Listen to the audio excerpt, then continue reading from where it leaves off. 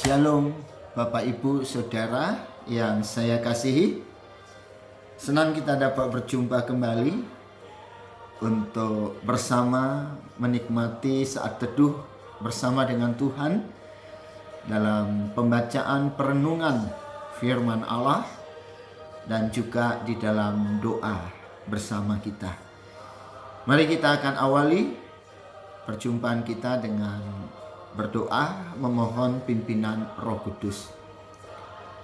Bapa di dalam surga, di dalam nama Tuhan Yesus Kristus, oleh kasih karunia dari Tuhan kami yang telah mengaruniakan Roh Kudus-Mu sehingga kami boleh terus dipimpin dan dibimbing dalam memahami kebenaran firman-Mu. Tuhan, tolong kami semuanya agar di dalam perenungan kami, saat teduh kami, doa kami boleh berjumpa dengan Engkau secara pribadi dan menemukan apa yang menjadi kehendak Tuhan untuk kami lakukan.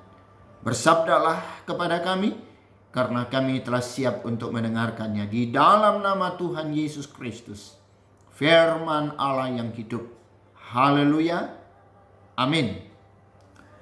Bapak Ibu Saudara yang saya kasihi, kita akan melanjutkan pembacaan kita yang dimana hari ini terambil dari kitab 1 Timotius pasal yang kedua. 1 Timotius pasal yang kedua ayat yang ke-8 sampai 15. 1 Timotius pasal yang kedua ayat 8 sampai ayat yang ke-15 ini berbicara mengenai sikap ya, baik laki-laki maupun perempuan dalam beribadah. Ya. Demikian firman Tuhan. Oleh karena itu aku ingin supaya di mana-mana orang laki-laki berdoa dengan menadahkan tangan yang suci, ya, tanpa marah dan tanpa perselisihan. Demikian juga hendaknya perempuan. Hendaklah ia berdandan dengan pantas, dengan sopan dan sederhana. Rambutnya jangan berkepang-kepang, jangan memakai emas atau mutiara ataupun pakaian yang mahal-mahal. Tetapi hendaklah ia berdandan dengan perbuatan baik, seperti yang layak bagi perempuan yang beribadah. Seharusnya lah perempuan berdiam diri dan menerima ajaran dengan patuh. Aku tidak mengizinkan perempuan mengajar dan juga tidak mengizinkan memerintah laki-laki. Hendaklah ia berdiam diri. Karena Adam yang pertama dijadikan, kemudian barulah Hawa.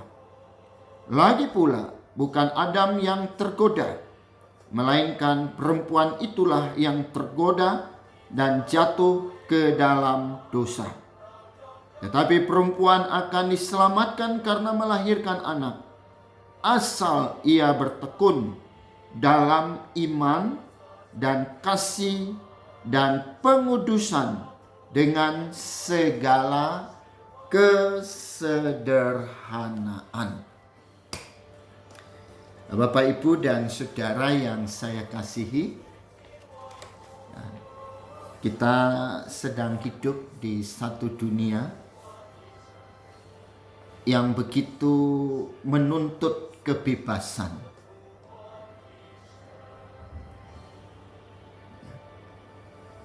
Sehingga kadangkala ini bukan cuman berbicara kebebasan,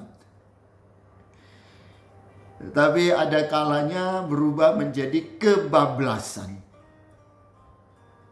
Ya, jadi ya sebagai orang percaya kita tahu bahwa memang pekerjaan Roh Kudus itu menuntun kita ke dalam kebenaran, dan kebenaran itu akan memberi kepada kita kebebasan.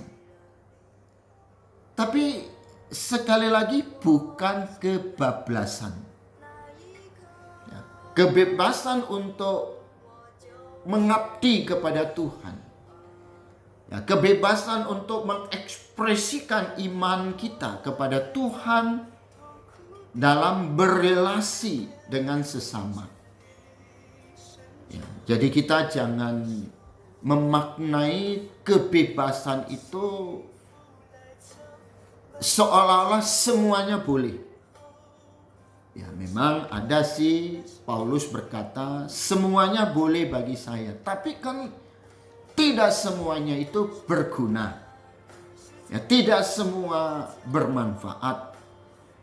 Tidak semua menjadi kesaksian.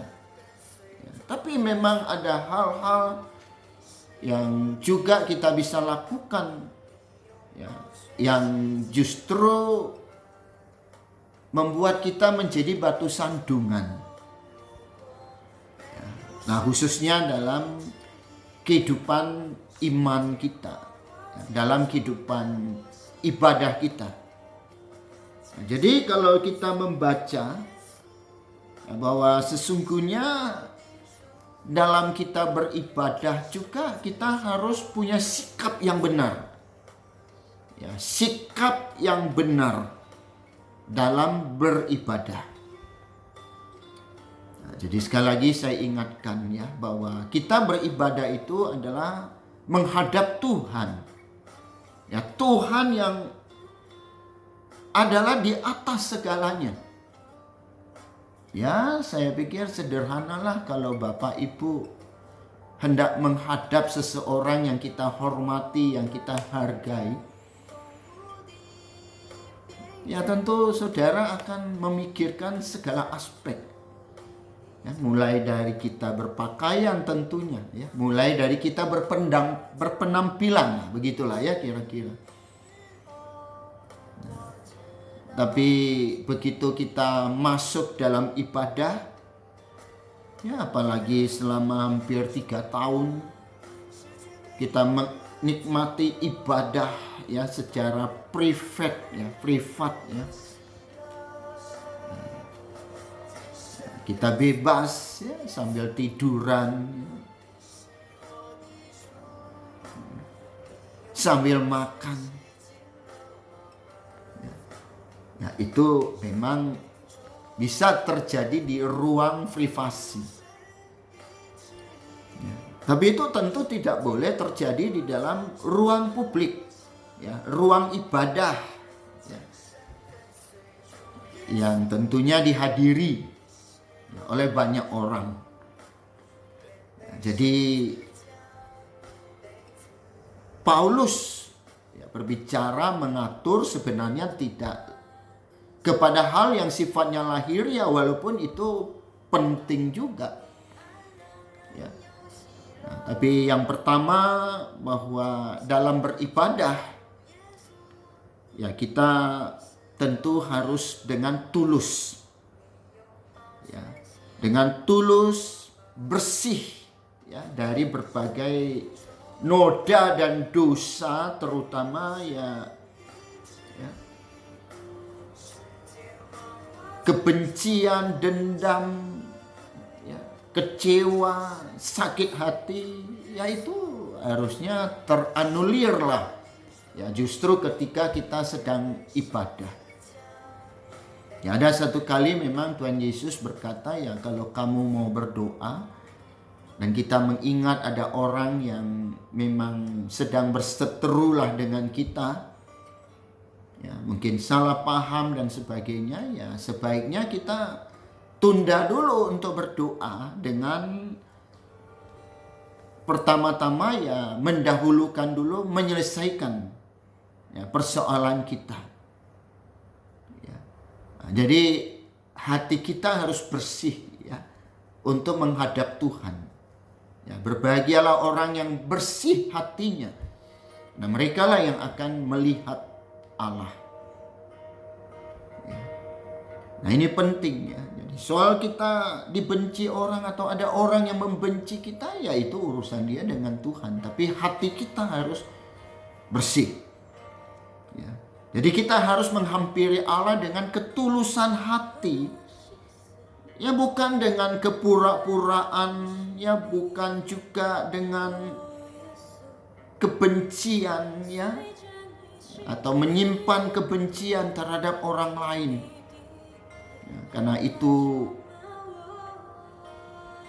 bila kita lakukan, ya kita tidak beribadah dengan benar, tapi kita beribadah dalam kemunafikan.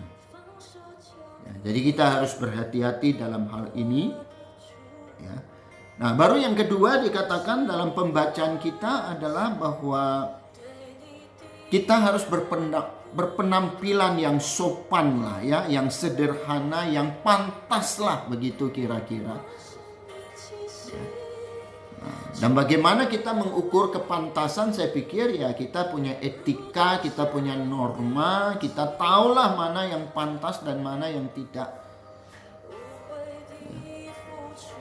Nah, enggak juga kita harus ya berkerudung istilahnya, menutup diri ya, sampai gimana gitu loh ya. Tapi pantas. Ya.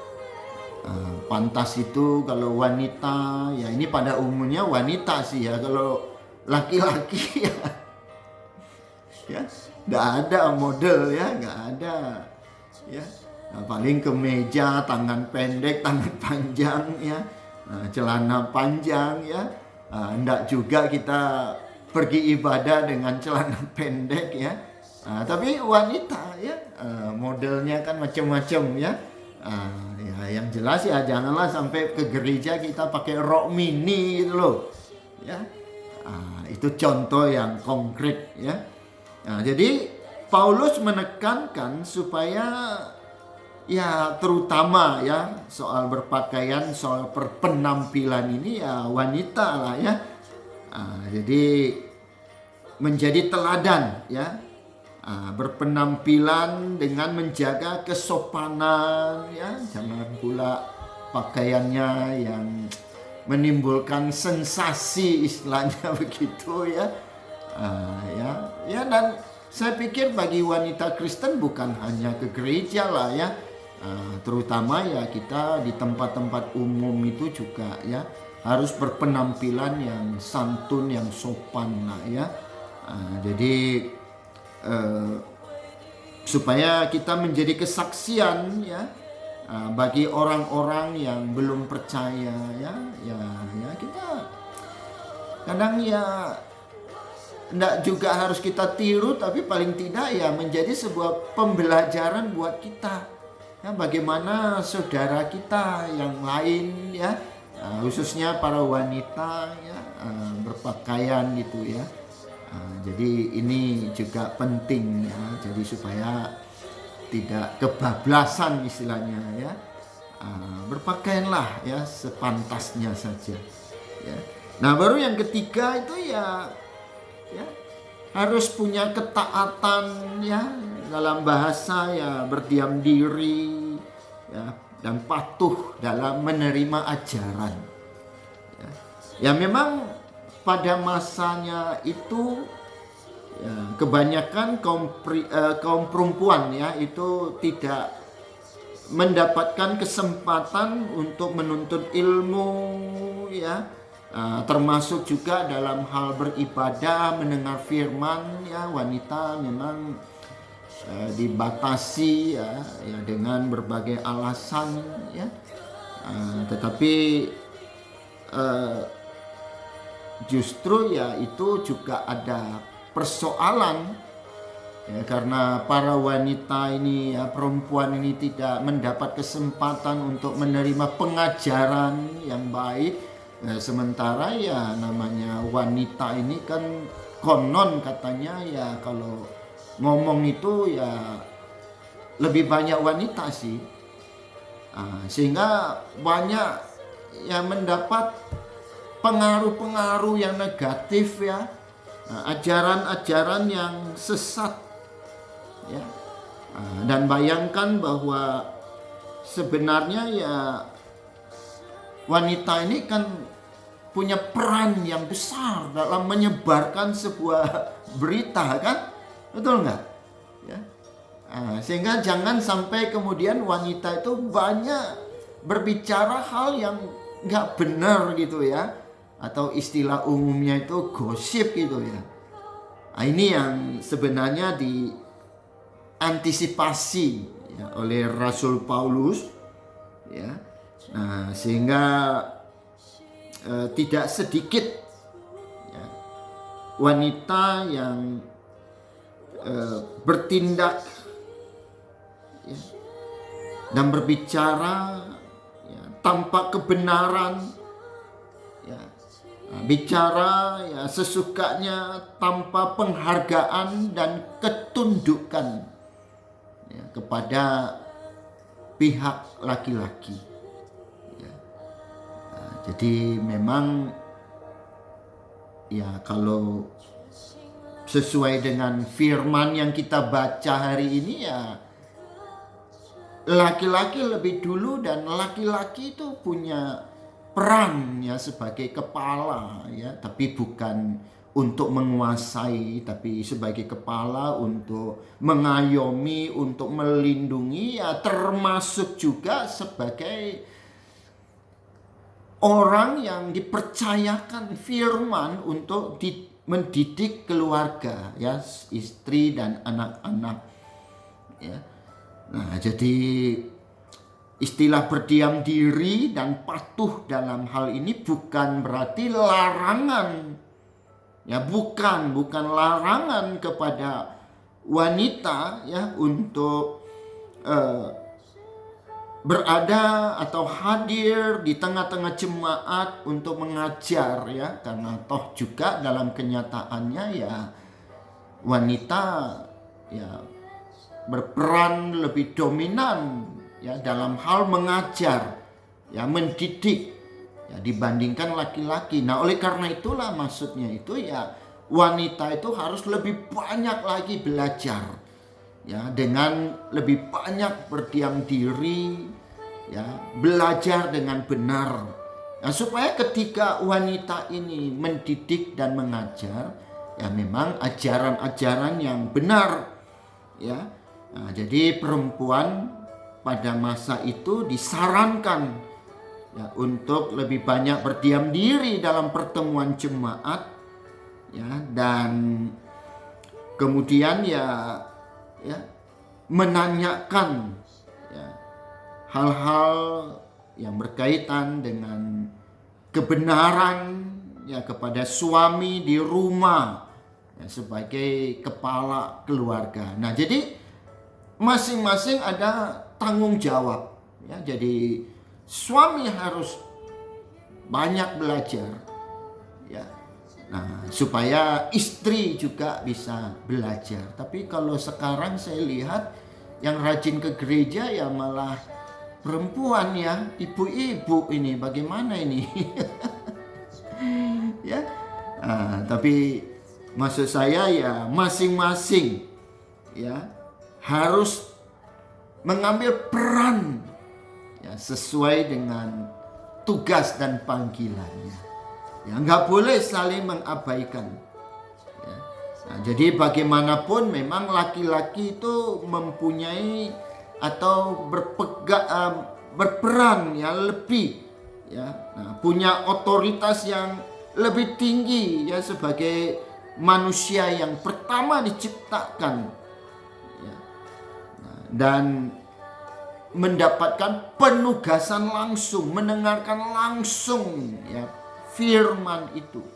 Nah, jadi laki-laki harus mengajarkannya dengan benar, dan perempuan harus belajar juga dengan benar, dengan banyak berdiam diri ya.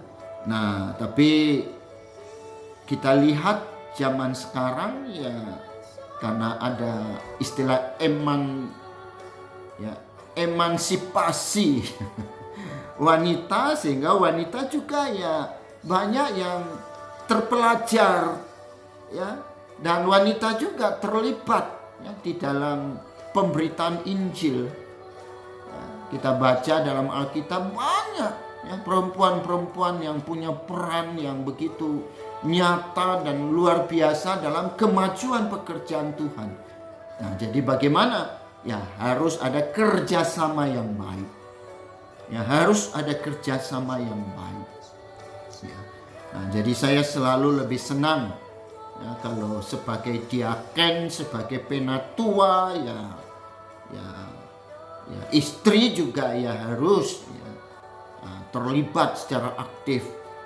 Ya, nah, jangan mohon maaf ya suami sebagai pemberita kebenaran firman, tapi istri jadi pemberita kebohongan, gosip. Nah, ini kan tidak sepadan lagi ya. Nah, jadi makanya saya selalu tekankan ya, kalau bapaknya penatua, kalau bapaknya pendeta, ya istrinya juga, ya anaknya juga, ya mantunya juga, ya cucunya juga. Ya, jadi tidak ada alasan wah yang penatua kan suami saya kan enggak. Ya, nah, jadi saya masih tetap pena muda kan. Ya, ini maksudnya ya, jadi tidak saling mendominasi, tapi bekerja bersama ya untuk mewartakan kabar baik itu. Nah, jadi sekali lagi Bapak, Ibu dan Saudara, ya, Tuhan mengingatkan ya, bahwa ibadah itu harus dilakukan dengan ketulusan ya, tanpa ada unsur kejahatan. Ya, berpenampilan sopan tetapi ya tetap sederhana, pantas, bukan untuk penampilan. Ya, jadi kita melayani Tuhan itu bukan untuk penampilan, bukanlah Bapak Ibu ya. Nah, jadi kita harus jadi seorang pelayan Tuhan yang baik ya dalam hal kesaksiannya. Nah, jadi orang-orang yang terlibat dalam ibadah itu ya harus memiliki pemahaman ya tentang ketuhanan yang benar ya. Kita menghargai ya, menghormati ya, kehadiran Allah yang tidak kelihatan, tapi kan kita dilihat oleh banyak orang dalam beribadah. Ya, maka kita harus lakukan ibadah itu ya seturut dengan kehendak Allah, ya bukan kehendak atau motivasi pribadi kita. Ya. Nah, ini yang penting ya, yang ditekankan oleh Rasul Paulus ya dalam hal kita bersikap ya dalam beribadah kepada Tuhan. Ya, saya yakin dan percaya semua kita yang boleh mendengarkan firman Allah ini ya akan terus memperhatikan ya bagaimana kita hidup, bagaimana kita beribadah, supaya ibadah kita berkenan kepada Tuhan dan menjadi kesaksian bagi banyak orang. Puji Tuhan, tetaplah semangat beribadah dan melayani Tuhan, yakin bahwa Tuhan yang melihat dan Tuhan yang akan memberkati seluruh ibadah dan pelayanan kita. Karena kita lakukan untuk Tuhan ya, dan untuk menjadi kesaksian bagi semua orang. Tuhan Yesus memberkati kita. Terima kasih Bapa yang baik. Biarlah dengan kuasa Roh Kudus melalui firman-Mu kami terus diajarkan untuk bersikap benar, beribadah benar, berkata benar, dan bertindak benar.